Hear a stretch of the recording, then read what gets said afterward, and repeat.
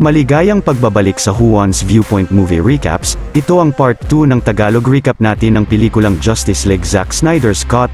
Shoutout kina Gabriel Chica, Myla Muhar, Brenda Diaz, Vanessa Udtuhan, Mark J. Madjus, Vivas Sarcena, Ismael Naga, Mervin Anthony Patron, AJ Shinobi TV, at kay Hirem Hayashi.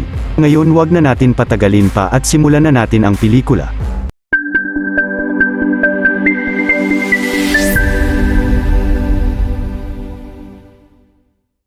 Samantala si Martha Kent ay pinuntahan si Lois Lane sa apartment niya upang kamustahin dahil nabalitaan niyang hindi na raw siya pumupunta ng trabaho mula nang mamatay si Clark.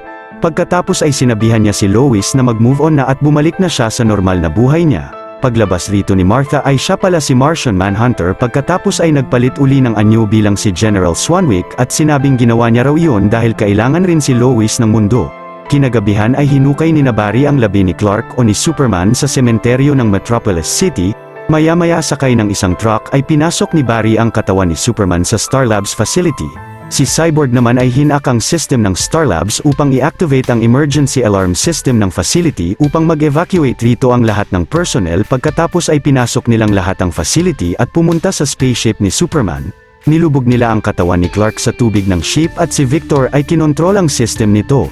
Samantala si Lois sa apartment niya ay bumangon na upang bumalik na sa kanyang trabaho pero dumaan muna siya sa memorial ni Superman sa huling pagkakataon. Bago naman nila simulan na buhayin si Superman, si Victor ay nagkaroon ng pangitain na nagtagumpay si Darkseid na gamitin ang anti-life equation sa Earth. Si Aquaman sa Atlantis ay walang awang pinatay ni Darkseid. Si Wonder Woman ay nagawa rin niyang patayin at si Superman naman ay kinokontrol ni Darkseid habang naghahari siya sa Earth. Pero si Victor ay hinulog pa rin ang Mother Box at si Flash ay sinimula ng tumakbo ng mabilis.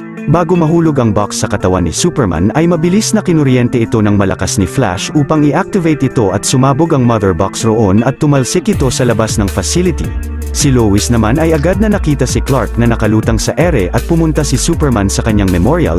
Agad naman na pinuntahan siya rito ni na Wonder Woman, subalit si Superman ay walang maalala at nagsimulang mag-scan kina Arthur. Pero si Cyborg ay biglang na-activate ang auto-defense system at inatake si Superman. Agad na inatake rin siya ni Clark at tumalsik ng malakas. Si Wonder Woman ay pinigilan siyang umatake gamit ang lasso niya, ngunit hinila siya ni Superman palapit sa kanya at sina Arthur ay inawat na rin siya. Ilang saglit si Flash ay mabilis na tumakbo palapit kay Clark pero napansin agad siya nito at hinagis sina Wonder Woman. Agad na napatalsik si Flash ni Clark pero pinagbabaril siya ng mga sundalo roon at pinasabog niya ang mga sasakyan ng mga ito ng kanyang heat vision. Pagkatapos ay nang lalapitan ni Clark si Batman roon ay pinigilan siya ni Diana pero nagawa niyang ibaon siya sa sahig at inatake niya si Batman. Pero dumating na roon si Lois Lane na agad na kinakalma ni Superman at sinabihan siya ng babae na umalis na sila roon. Biglang dumating roon si Steppenwolf at si Silas ay agad na dinala ang Mother Box sa kanyang laboratory sa Star Labs, subalit mabilis na napuntahan siya rito ng kalaban. Hinarang si Steppenwolf ni Cyborg at si Silas naman ay sinimulang i-supercharge ang Mother Box sa electron laser habang nasa loob ng cube na kinamatay niya. Pinatalsik naman ang kalaban si Cyborg at kinuha ang Mother Box roon, pagkatapos ay agad na umalis. Labis ang kalungkutan ni Victor sa pagkamatay ng ama pero agad na na-realize niyang sinakripisyo ng ama niya ang buhay niya upang gawing pinakamainit na bagay sa mundo ang box at mahanap nila ang lokasyon nito. Sa sunod na eksena ay pumunta silang lahat sa Batcave ni Batman at gamit ang satellite niya ay nalaman nila ang lokasyon ng Mother Box na nasa Russia. Sinabi naman ni Victor na kaya niyang ipasok ang system niya sa mga Mother Box upang mapaghiwalay ang mga ito. Samantala, sina Clark at Lois ay pumunta sa Smallville sa na-foreclosed na bahay nila at maya-maya ay naalala na ni Clark ang lahat, pati na ang engagement ring na binigay niya noon kay Lois. Dumating naman rito si Martha at masaya niyang hinagkan muli si Clark, pagkatapos ay sinabi niya kina Lois na aalamin niya ang dahilan kung bakit siya binuhay ni na Batman. Samantala sina Batman ay sumakay na ng aircraft niya upang puntahan si Steppenwolf sa Russia. Habang si Steppenwolf naman sa base niya ay sinimula ng pagsamahin ang tatlong Mother Box. Sa kasalukuyang iyon si Clark ay pumunta sa kanyang spaceship sa Star Labs at sinuot ang bagong black suit niya.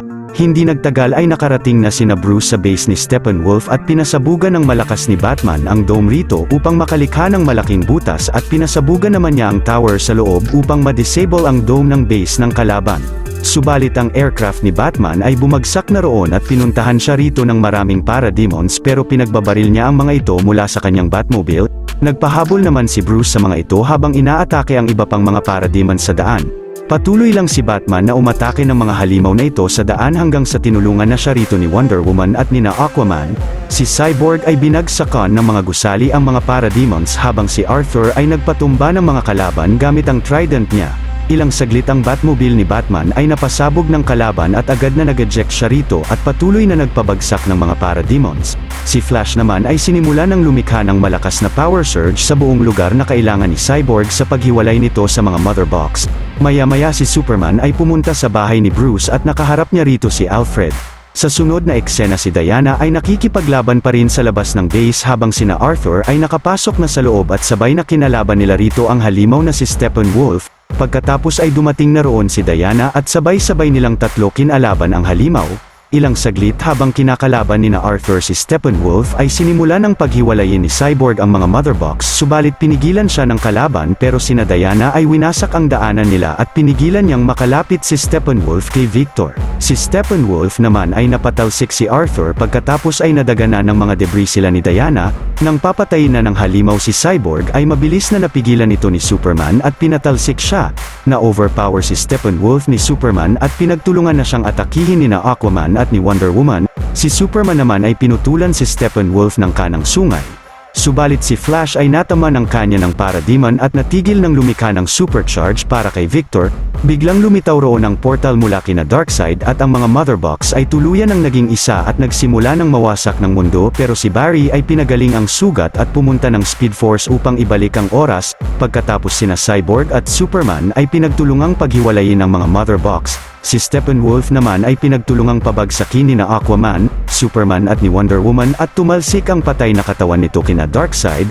Pero si Darkseid ay sinabihan si Desaad na babalik sila sa Earth upang kunin ang anti-life equation at inutusan nitong ihanda ang kanilang armada. Sa sunod na araw sa lumang Wayne Manor ay napagdesisyonan ni Bruce at Diana na magtayo roon ng base nila na ang Hall of Justice. Maya-maya sa Smallville ay nakabalik na sina Clark sa bahay nila dahil binili ni Bruce ang bangko upang makuha rito ang bahay ni Clark. Pagkatapos ay bumalik na si Clark bilang reporter at bilang si Superman ng Metropolis City.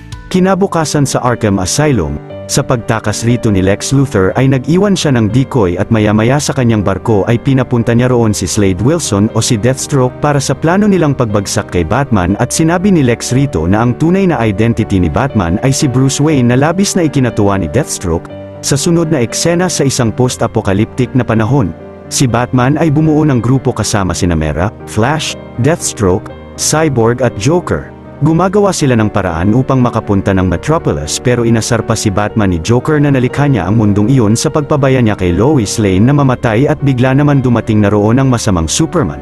Panaginip lang pala ang lahat ng ito ni Bruce at ilang saglit ay pinuntahan siya roon ni Martian Manhunter upang sabihin na ang pagsama-sama niya ng mga Defenders ng Earth ay labis na nakakahanga at nandoon raw siya upang tumulong sa kanila at maghanda sa pagbalik ni Darkseid. Dito na nagwawakas ang isa na namang astig na Tagalog recap natin mga huwan. Kung natuwa at nagustuhan nyo ang ating tinampok na pelikula ngayong araw ay maaari nyo rin panuurin ang iba pang mga Tagalog recaps natin sa main page ng ating channel, at syempre huwag nyong kalimutan na mag-like, subscribe at mag-hit ng notification bell dahil marami pa tayong tatampok na exciting na mga pelikula sa mga susunod na linggo.